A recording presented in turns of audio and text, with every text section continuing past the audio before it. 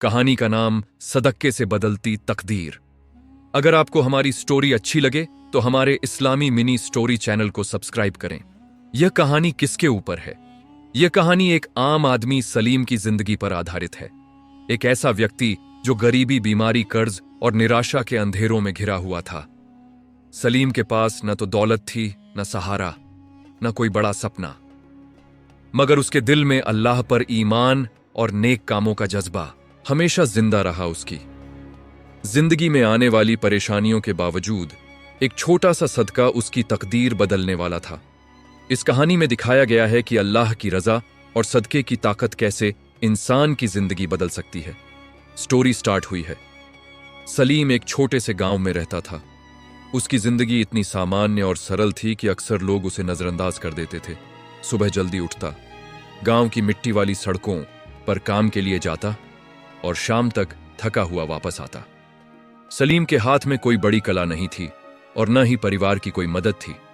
उसके माता पिता का देहांत उसे बचपन में ही हो चुका था और वह अकेला ही जिंदगी की भारी जिम्मेदारियां संभाल रहा था। सलीम के पास एक छोटा सा कमरा था जिसे वह किराए पर रहता था। खाने के लिए इतनी राशि भी अक्सर नहीं होती थी कि वह पूरा दिन आराम से गुजार सके। गांव के लोग अक्सर उसे जरूरतमंद समझते और कुछ लोग तो उस पर हंसने में भी देर नहीं लगाते, मगर सलीम के दिल में कभी ईर्ष्या या दुख की जगह नहीं थी।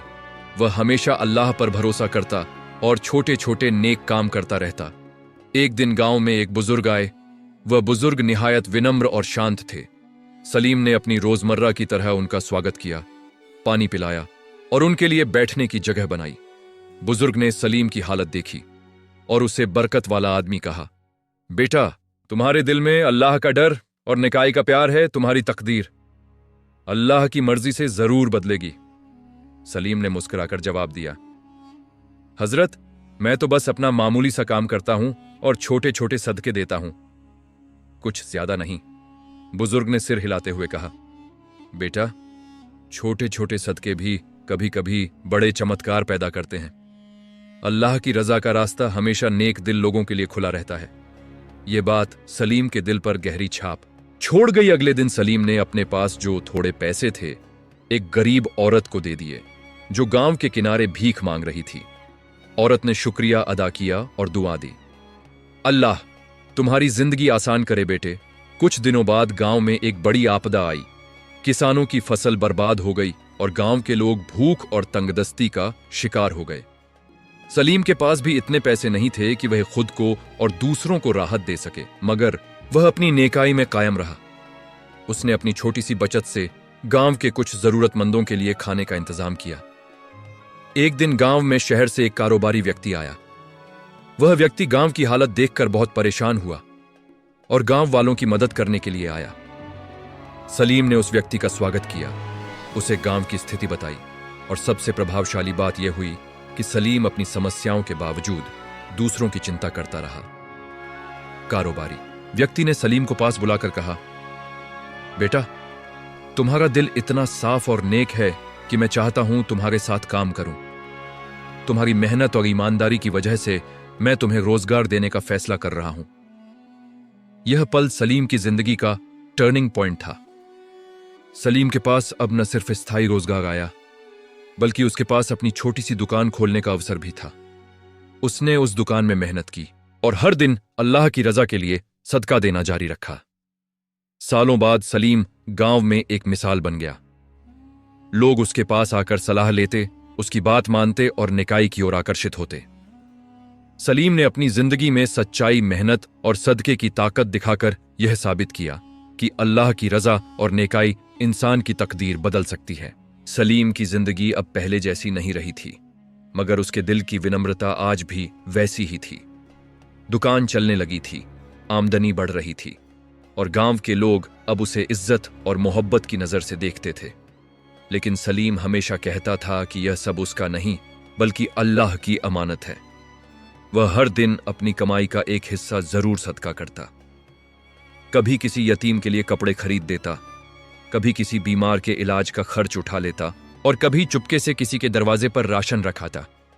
मगर एक दिन ऐसा आया जिसने सलीम को फिर एक नई आजमाइश में डाल दिया। सर्दियों की एक सख्त रात थी। तेज हवा चल रही थी और गांव के बाहर झोपड़ियों में रहने वाले मजदूर ठंड से कांपते हुए बैठे थे। सलीम दुकान बंद करके घर जा रहा था कि उसे एक कमजोर सी आवाज सुनाई दी। कोई पानी दे दे। सलीम तुरंत आवाज की तरफ बढ़ा। एक बूढ़ा आदमी जमीन पर बैठा कांप रहा था। उसके कपड़े फटे हुए थे और चेहरे पर थकान और भूख साफ नजर आ रही थी।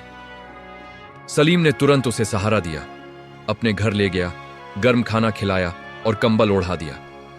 बूढ़े की आंखों में आंसू आ गए। उसने कहा कि वह कई दिनों से भूखा था और किसी ने उसकी तरफ देखा भी नहीं। सलीम ने नरमी से कहा कि इंसान का काम इंसान के काम आना है, यही असली इबादत है। बूढ़े ने सलीम का हाथ पकड़ा और कहा कि वह सिर्फ सदका नहीं देता बल्कि इंसानियत बांटता है, और जब इंसानियत सदके में शामिल हो जाए तो वह तकदीर बदल देती है। ये बातें सुनकर सलीम के दिल में अजीब सी रोशनी भर गई। अगले दिन सलीम ने एक बड़ा फैसला किया। उसने गांव के किनारे एक छोटा सा लंगर खाना शुरू कर दिया, जहां हर जरूरतमंद को मुफ्त खाना मिलता। शुरुआत में लोग हैरान हुए, कुछ ने मजाक भी उड़ाया, मगर जल्द ही पूरा गांव इस नेकी में शामिल होने लगा। कोई आटा देता, कोई चावल, कोई सब्जियां। देखते ही देखते वह छोटा सा लंगर पूरे इलाके की उम्मीद बन गया। महीने गुजर गए और एक दिन शहर के कुछ लोग गांव आए। वे एक फलाई संस्था से जुड़े थे। उन्होंने सलीम का काम देखा, लोगों से बात की और हैरान रह गए कि एक आम आदमी ने बिना किसी लालच के इतना बड़ा काम कैसे कर लिया। उन्होंने सलीम को पेशकश की कि वे पूरे इलाके में फलाई केंद्र बनाना चाहते हैं और उसकी मदद करेंगे, मगर अगुवाई सलीम करेगा। सलीम की आंखों में आंसू आ गए। उसने आसमान की तरफ देखकर कहा कि वह तो सिर्फ छोटे छोटे सदके करता था, मगर अल्लाह ने उन्हें इंसानियत की खिदमत बना दिया। उस दिन सलीम को समझ आ गया कि सदका सिर्फ पैसा देना नहीं होता, बल्कि दिल देना होता है, वक्त देना होता है, मोहब्बत देना होती है। और जब सदके में सच्चाई और इंसानियत शामिल हो जाए तो अल्लाह इंसान को सिर्फ कामयाब नहीं करता, बल्कि उसे दूसरों के लिए रोशनी बना देता है। सलीम की जिंदगी अब सिर्फ उसकी अपनी नहीं रही थी, वह उम्मीद की एक मिसाल बन चुका था। और गांव के लोग आज भी कहते हैं कि जिस दिन सलीम ने इंसानियत को अपना सदका बनाया, उसी दिन उसकी तकदीर हमेशा के लिए बदल गई। सलीम की जिंदगी अब सेवा, प्यार और नेकी का नाम बन चुकी थी। गांव में लंगर चल रहा था, फलाई काम फैल रहे थे और लोग दूर दूर से उससे मिलने आते थे। लेकिन जिंदगी हमेशा एक जैसी नहीं रहती। अल्लाह अपने बंदों को कभी न कभी जरूर आजमाता है। अचानक सलीम बहुत बीमार पड़ गया। शुरू में उसने इसे साधारण थकान समझा, लेकिन कुछ ही दिनों में उसका शरीर बहुत कमजोर होने लगा। जो हर सुबह सबसे पहले लंगर पहुंच जाता था, अब उसे बिस्तर से उठना भी मुश्किल लगने लगा। गांव में खबर फैल गई, जिन लोगों की सलीम ने कभी चुपचाप मदद की थी, आज वही उसके दरवाजे पर खड़े थे। कोई दुआ कर रहा था, कोई कुरान पढ़ रहा था, कोई उसके लिए दवा लेकर आ रहा था। लंगर बंद नहीं हुआ, फलाई काम रुके नहीं, क्योंकि अब गांव के हर दिल में सलीम की इंसानियत जिंदा थी।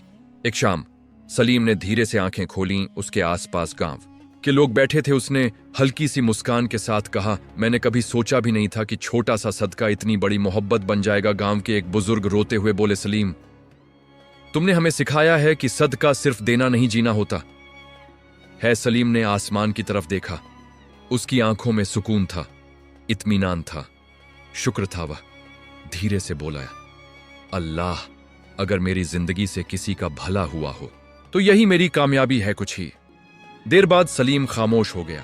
उसके चेहरे पर अजीब सी रोशनी थी, जैसे कोई अपनी मंजिल पा चुका हो। समय गुजरता गया, लेकिन सलीम की कहानी खत्म नहीं हुई।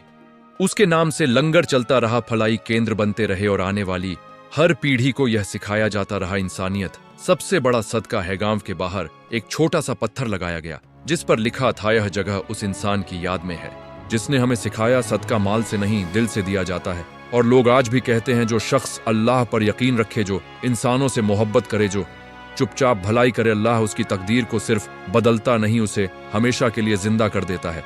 लोगों के दिलों में, दुआओं में और नेकी के हर काम में। अगर आपको हमारी वीडियो अच्छी लगती है तो हमारी वीडियो को लाइक करें और कमेंट में राय बताएं कि वीडियो कैसी बनी है।